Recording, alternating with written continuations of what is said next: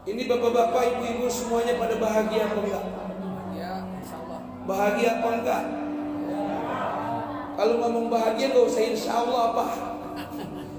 Bahagia apa enggak? Ditanya bahagia susah bener sih. Ya kalau di sini kagak bahagia, ngapain datang? Ya enggak? Duduk di sini manyun aja manyun, asem aja asem, berarti kagak bahagia. Saya tanya lagi nih, bahagia apa enggak?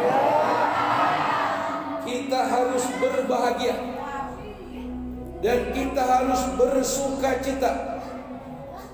Sebanyak-banyaknya sukacita, segembira-gembiranya orang yang bergembira. Lebih-lebih mendapat gusuran 5 miliar. Burunya begitu. Lebih-lebih mendapatkan mantu orang konglomerat. Menyambut kelahiran Nabi harus bahagia di atas bahagia, harus senang di atas senang, harus apa? Harus sukacita di atas sukacita. Pokoknya di atas segala bahagia adalah bahagia menyambut kelahiran junjungan alam Nabi besar Muhammad. Sebab dalam kitab ini, dalam kitab Al-Zahrul Basim fi Aqwaril Abil Qasim karangan Al-Habib Aqil bin Utsman bin Yahya radhiyallahu anhu dikatakan bahwa seluruh para bidadari, seluruh penduduk langit, seluruh para malaikat takjub, takzim, berbahagia, bertasbih, memuji, memuja kepada Allah atas kelahiran Nabi Muhammad. Malaikat Jibril menurut riwayat kurang lebih 500 tahun membaca sallallahu ala Muhammad sallallahu ala Muhammad sallallahu ala Muhammad sambil berlinang air mata rindu kepada Nabi Muhammad sallallahu alaihi wasallam. Nabi sebelum diciptakan wujud jasadnya sudah diciptakan nurnya oleh Allah Subhanahu. Lalu nurnya itu dilekapkan daripada saripati tanah yang dulu namanya Yastrib, sekarang Madinah. Disitulah diambil saripati tanah, inti tanah yang ada di Madinah, dan di situ pula nanti tempat dikuburkannya junjungan kita Nabi Muhammad. Lalu dibawalah tanah itu, disandarkan dengan nurnya Nabi Muhammad sallallahu alaihi, dikelilingi kemana? Dikelilingi ke sungai-sungai yang ada di surga, di antaranya sungai Tasnim. Dikelilingi di Arsy, malaikat semua terkagum-kagum. Siapa gerangan cahaya ini yang begitu luar biasa indah gemerlap cahayanya? Semuanya bertasbih, semuanya bertakbir, semuanya memuji kepada Allah Subhanahu wa taala karena kagum, ta'zub dengan nurnya Nabi Muhammad. Tuh begitu. Mulia, sangat mulia, sangat agung. Dari sebab itulah malaikat Jibril rindu, pengen segera melihat wujud manusianya junjungan Nabi akhir zaman, Nabi yang menjadi Sayyidul Khalaiqi wal Bashar, Nabi yang menjadi rajanya seluruh makhluk dan bapaknya seluruh dan rajanya seluruh manusia, Nabi yang menjadi Sayyidul Insi wal Jin, rajanya manusia dan rajanya bangsa jin, Nabi yang menjadi Sayyidul Anbiya wal Mursalin, rajanya para nabi dan rajanya para rasul, Nabi yang menjadi khatamin nabiyyin, penutup dari 124.000 nabi, 313 rasul, 25 nabi, semuanya tunduk kepada Nabi Muhammad sallallahu alaihi wasallam. Jadi sekali lagi saya katakan, kita memperingati Maulid Nabi harus bahagia sebahagianya bahagia orang. Kita harus girang segirang-girangnya orang, harus senang sesenang-senangnya orang. Lupakan semuanya, bahagia sebahagia-bahagianya orang. Yang lebih-lebih mendapatkan duit 5 miliar, yang lebih-lebih mendapatkan mantu jenderal. Karena ini adalah Nabi penyelamat umat manusia dari alam dunia sampai ke alam kubur, sampai nanti bangkit dari mahsyar, sampai nanti saat di persidangan, sampai nanti berdebat di atas siratal. Itulah Nabi kita Muhammad. Laqad ja'akum rasulun min anfusikum azizun alaihi ma 'anittum harisun 'alaikum bil mu'minina raufur rahim.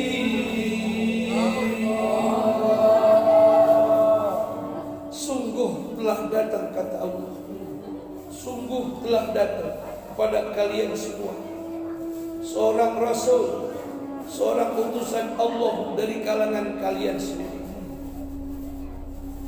Azizun alaihi ma anittum, yang merasakan teramat sangat berat penderitaan yang dialami oleh kalian. Siapa? Kita umatnya. Harisun alaikum, beliau sangat lemah lembut, sangat baik budi bahasanya, sangat santun tutur katanya. Harisun alaikum atas mereka semua, atas kamu semua, orang-orang yang beriman kepada Allah Subhanahu. Alaikum bil mu'minina raufur rahim. Jadi ibu-ibu, bapak-bapak, saudara-saudara, kedatangan Nabi kita diutus ke alam dunia karena sudah teramat sangat berat penderitaan yang dialami oleh bangsa Arab waktu itu. Perempuan menjadi apa? Wanita atau menjadi piala bergilir. Perempuan hanya digunakan untuk melancarkan, melampiaskan nafsu syahwat laki-laki.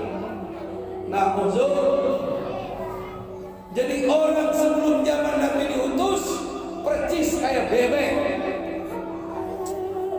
Dia mau kawin satu, kawin lagi 1, 2, 3, 4 semau dia. Yang penting dia masih kuat.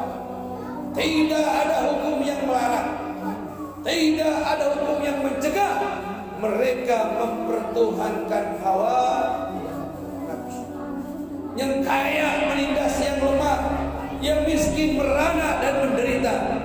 Yang terlebih menyakitkan, tiap-tiap perempuan yang sedang hamil, yang sedang mengandung, harus siap-siap hidup menderita. Kalau nanti lahir anaknya perempuan. Kenapa? Orang Arab jahiliyah, para pembesar jahiliyah, mereka ketika istrinya mengandung berharap-harap anak yang lahir itu jangan perempuan, tapi harus laki-laki. Anggapan mereka, pendapat mereka, perhitungan mereka, kalau mereka memiliki anak perempuan, pada saat dilahirkan mereka akan jadi hidup terhina. Anggapan mereka, perempuan hanya jadi sampah, perempuan hanya bisa menangis dan tidak bisa diajak perang. Begitu kata orang jahiliyah. Makanya orang perempuan, para ibu-ibu yang mau melahirkan, itu bukan dibawa ke puskesmas, bukan dibawa ke klinik, bukan dibawa ke rumah sakit, tapi dibawa ke tengah-tengah kebun, dibawa ke tengah-tengah padang pasir, digalikan lubang di depan rahimnya. Kalau nanti yang lahir perempuan, kalau usah pakai dilihat, langsung diuruk hidup-hidup. Na'udzub. Biadab tidak? Biadab tidak? Jahat tidak? Berat itu penderitaan umat kalau begitu? Berat apa tidak? Berat. Begitu jahatnya kejahilian bangsa Arab sebelum Nabi Muhammad diutus Allah ke muka bumi. Tapi nggak kalah seru dengan orang Arab. Jahiliyah zaman sekarang juga kagak hilang. Banyak klinik-klinik ataupun rumah sakit yang tidak bertanggung jawab demi atas nama uang dan kekayaan mereka melakukan praktek abortus. Itu lebih gila daripada orang Arab jahiliyah. Betul atau benar? Kalau orang Arab jahiliyah, mereka kubur bayi mereka hidup-hidup karena kebodohan, karena ketololannya, karena tidak ada nabi saat itu, tidak ada yang menyampaikan dakwah. Sejak Nabi Isa diangkat ke langit, 700 tahun menjelang Nabi diangkat menjadi Rasul, manusia saat itu hidup seperti binatang. Begitu Pak, begitu Bu. Makanya Allah Maha Pengasih, Allah Maha Penyayang, tidak membiarkan surga kosong tanpa penghuni, dan tidak merelakan satupun daripada umat manusia masuk ke neraka. Lalu diutusnya junjungan alam baginda Nabi kita Muhammad, wa ma arsalnaka illa rahmatan lil alamin.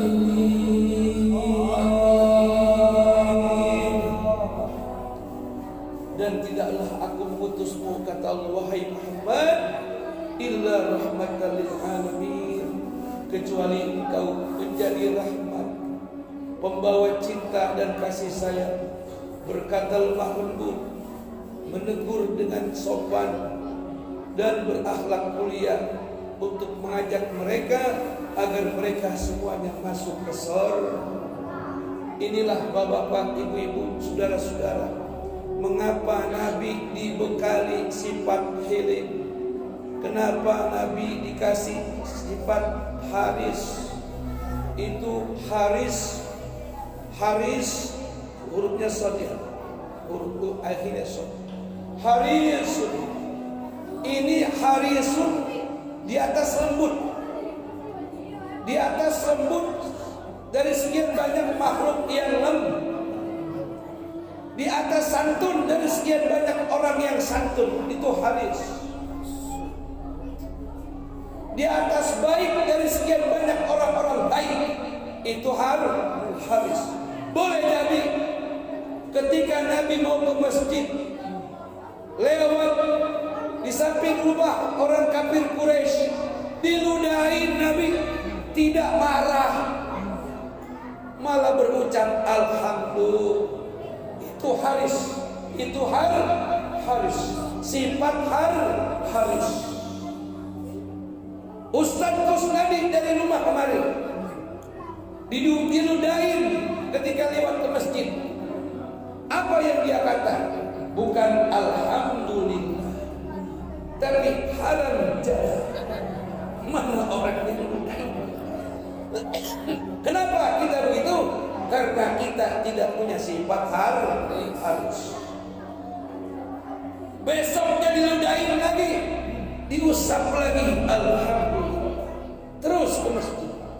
Ketiga harinya lewat lagi, diludahin lagi, digosok lagi, diusap lagi, alhamdulillah. Tidak marah, tidak jengkel, tidak bersumpah serapah, terus menuju masjid. Itu sifat haris daripada Rasulullah. Singkat cerita, yang meludahi Nabi Muhammad sakit. Kalau kata orang Cikokol, kualat. Kualat sakit. Mendengar orang yang meludahi beliau sakit, Nabi buru-buru pulang. Jadi habis sholat enggak banyak-banyak pikir, langsung pulang. Assalamualaikum ya Umayr Aisyah. Waalaikumsalam ya Rasulullah. Ada apa? Siapkan makanan yang enak-enak, duit secukupnya. Emang mau kemana ya Rasulullah? Aku mau jenguk sahabatku yang sakit. Orang yang setiap hari kalau beliau kan ke masjid, tugasnya kerjaannya ngeludahin muka Nabi.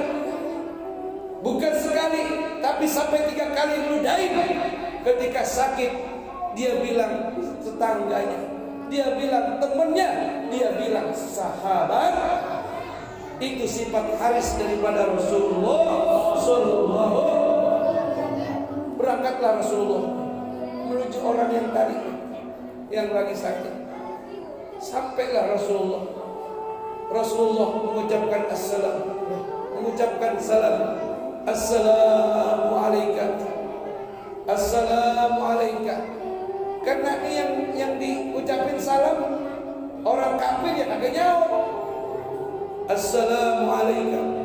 Masuk aja, itu kagak dikonceng.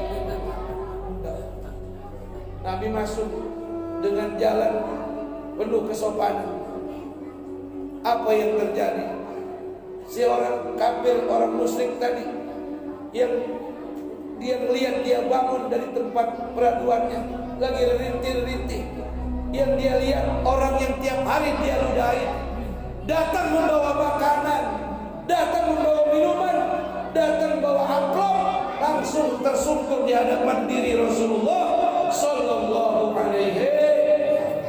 Apa katanya? Ya Muhammad, banyak temanku di sekitar kampung ini, di sekitar rumah ini, teman jalan, teman bisnis, teman melancong, teman yang lain-lain. Mendengar aku sakit, belum ada yang datang Muhammad. Tapi kau yang setiap hari aku ludahi, aku caci maki, aku hina, aku ludahi wajahmu bukan sekali, berkali-kali Muhammad. Kau hari ini datang paling pertama menjengukku. Saksikan Muhammad, aku sadar, aku tobat, aku percaya bahwa Allah sebagai Tuhan, Engkau sebagai Rasul. Asyhadu an la ilaha illallah wa asyhadu anna Muhammadar. Itu sifat haris bapak-bapak, ibu-ibu, saudara-saudara. Diludahin, balasnya dengan kebaikan. Kita memperingati Maulid, begitu eloknya, begitu lembutnya perilaku akhlak Rasulullah. Kalau kita cinta sama Nabi, kira-kira kita mau gak meniru akhlak Nabi?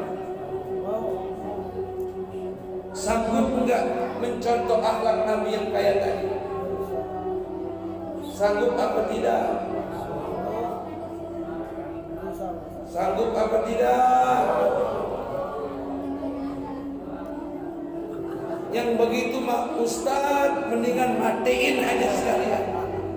Itu kata nafs.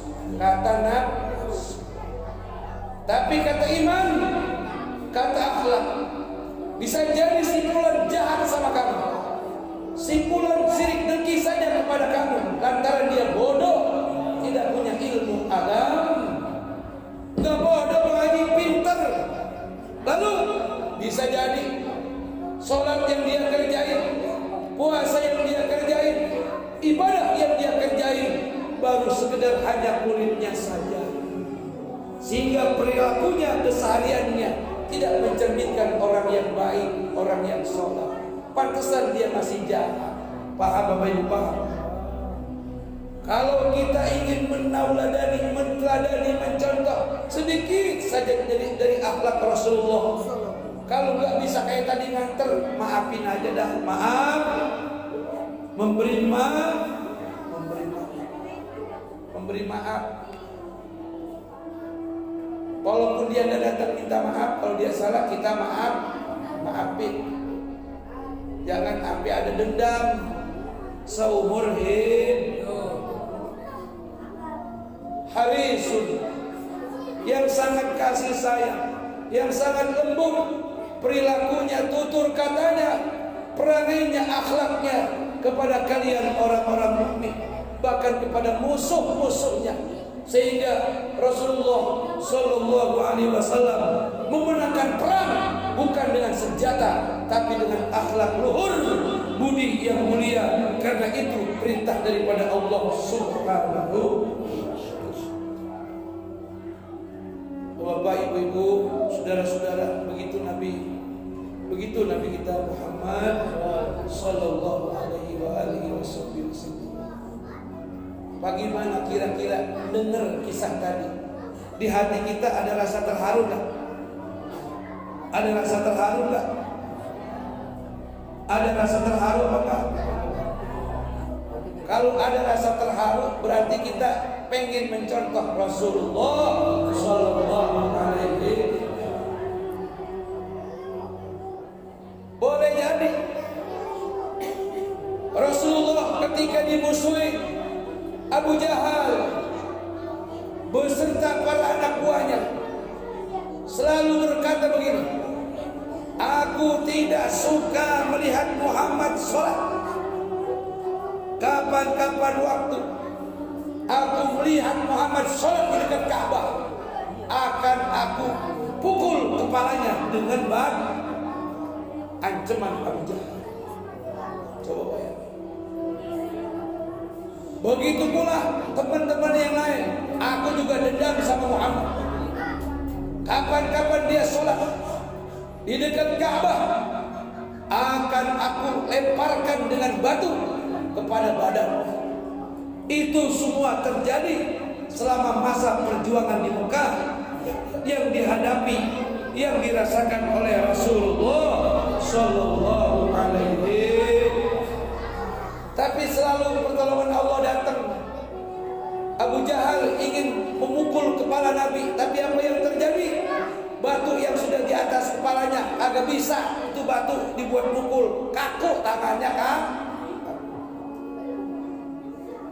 Temennya Abu Jahal penasaran juga, pengen melemparin Nabi dengan batu besar. Sampai di hadapan Nabi, dari jauh lihat Nabi lagi sujud. Ketika udah dekat, matanya dikejar buta. Akhirnya batu besar yang hendak ditimpukan kepada Nabi malah menimpa dirinya sendiri. Itu pertolongan Allah Subhanahu. Sekarang